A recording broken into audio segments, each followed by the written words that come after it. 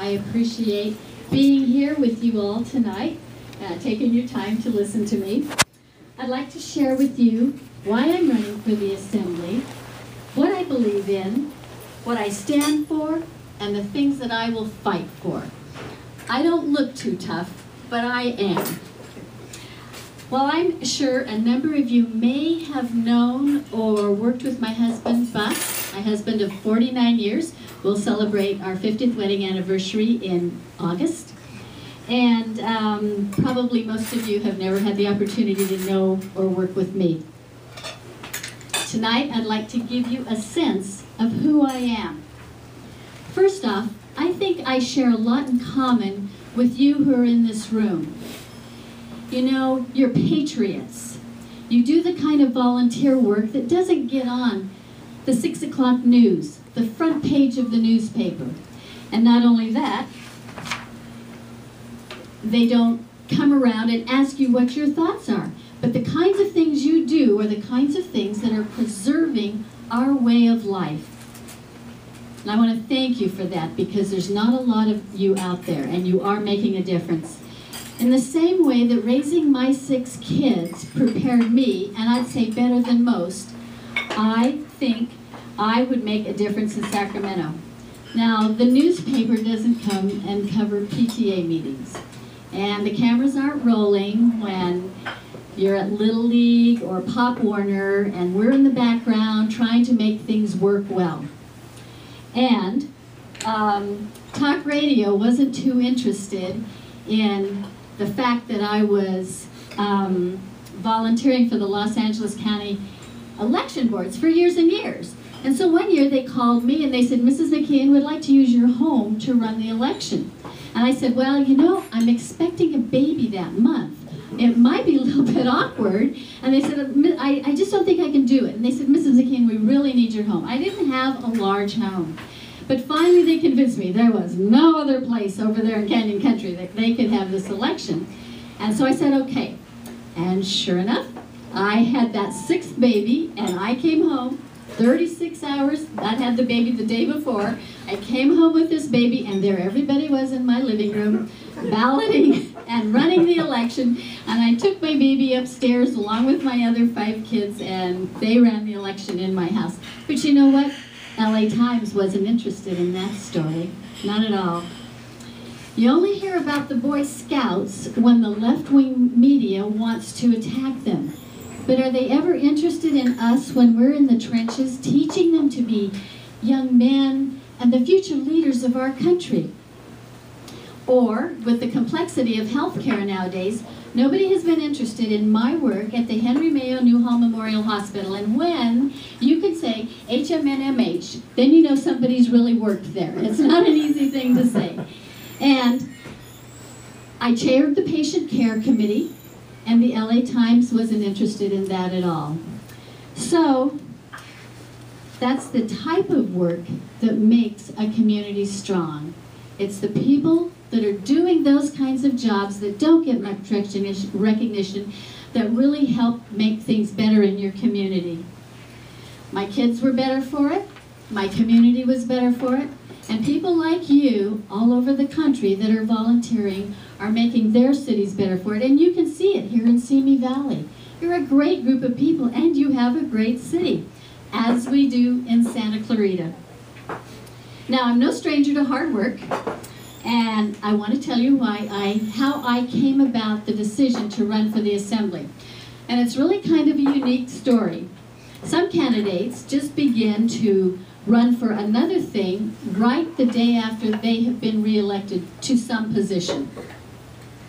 Some think that a wall full of plaques and pictures with politicians make them a leader.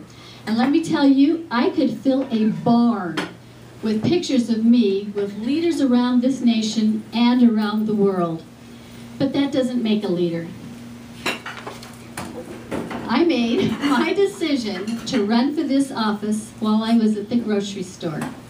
Now, I raised 6 kids, wasn't easy, there were very lean times. And when I went to check out at the grocery store one day last summer, they said to me, would you like to pay 10 cents for paper bags to bag your groceries?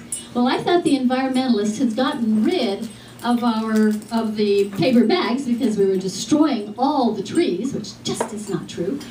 And so, but I had adapted, and so I was used to plastic, and I said to the gal, no, that's okay, I'll take the plastic bags. And she says, oh, I'm sorry, the law no longer allows us to give you plastic bags. You may either pay 10 cents a bag for the paper ones, or you can bring your own.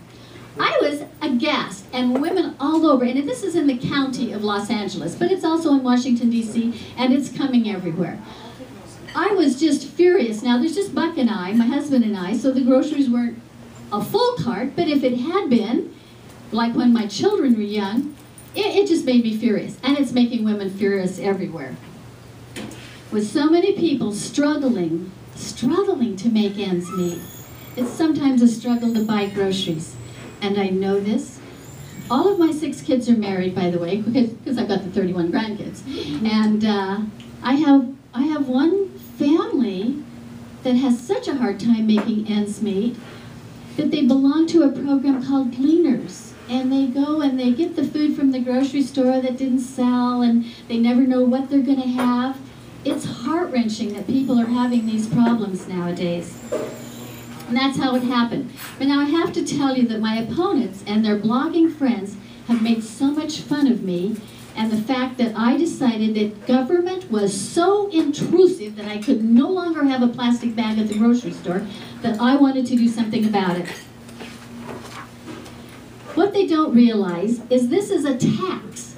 Now, just in the last election, we all voted, the citizenry voted, that we cannot be taxed unless we vote on it. This is called a hidden tax. And the Howard Jarvis Foundation is taking them to court, the county, because this is the reason it is a tax. One, they have dictated to the grocery stores, one, you can't give the plastic bags. Two, that the people have to pay for the paper bags, and then you have to report. So these grocery stores have to report how many bags they sold, how much they paid for them, and then on top of that, the government tells them, this is what you may spend that money on. You know, this is so intrusive. It's kind of like Obama telling the Catholics that they have to provide services against their very closely held principles. This is so out of control. Now, they flooded letters to the editor and said, you know, that a mom with 6 kids, what business does she have running for election? To say nothing of my 31 grandchildren. And I couldn't possibly be qualified to serve. Evidently, if you are a woman, and heaven forbid, if you are a mom, you are somehow not qualified to run for an office, especially an important one like the assembly seat.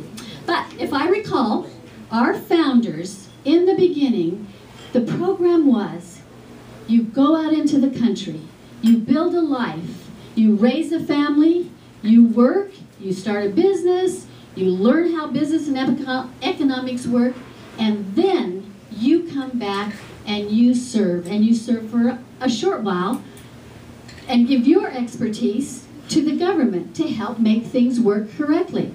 Well, that's just not happening now. We have a whole class of people that start out wanting to work for the government, and that's all they do all of their lives. They start out as staff, and they staff one, and then they staff another, and then they staff another, and then they run for election for something. And they no sooner get elected than they start running for something else. And let me tell you, there are offices full of these people in Washington, D.C. and Sacramento. Now, they are mostly called liberals, but you can tell one by a person who has never had a real job in the private sector, never provided a job for anyone else. They just are in it for themselves, and they want to regulate us. They want to regulate us by taking money out of our pockets and putting it into the government pockets. And it's a terrible thing that they're doing with regulation and legislation. Now, I have been so made fun of because of my plastic bag tax epiphany, but I know that that's been the price of stepping forward and putting myself out there to run for election. And I answer them this way. Do you really want to elect people that have nothing in their history except working in the government? Or would you rather have someone like you that has lived in the private sector, been poor, overcome it, had a family, started a business, and then are just fed up with what the government is doing? They are just driving business out of California. I want to make government smaller, and I want government out of the way of productivity. It's the most important thing we need to do in our state and our nation. Think about it this way. The Tea Party came together because you grew from a fundamental conclusion that the Constitution wasn't being followed, and you wanted it followed, and you wanted the rule of law. And the reason you want that is because the politicians have started turning a blind eye to what you want in life, like illegal immigration, out of control spending. And so I've taken this position, and I am spoiling the party for all of my opposition. They don't like what I'm doing, and the campaigning has been so negative and ugly, but it's not the way I respond. I have run a totally positive campaign, and I am really spoiling the party for the people that are just doing it over and over and over again. I'm here, I'm running, and I hope you'll get me elected. I think that if anyone's going to go to Sacramento and give them a good swift kick in the behind, it'll be someone like me. I was not afraid of my kids, I'm not afraid to speak my piece, and I think we need somebody that'll just speak out and tell them like it is, and then follow up and find ways to do it. I think Jerry Brown's $7 billion tax initiative, it's going to be on the ballot, $7 billion of new taxes, is just a smokescreen for starting new spending in California. Our pension system is totally out of control. It's unsustainable. People will eventually not get their pensions because of what's going on in Sacramento. And I know the unions don't like my positions. I would like reforms there. I want reforms there. We need reforms there. And they hate the position that I've taken. And then let me just talk a little bit about illegal immigration. The cost of it is horrendous. It is keeping legal students out of school. It is costing legal people their health care. And it is costing communities like Simi Valley and Santa Clarita, because we don't want to have gang violence here. And I am tired of working people, working, tax-paying people, paying for all of that.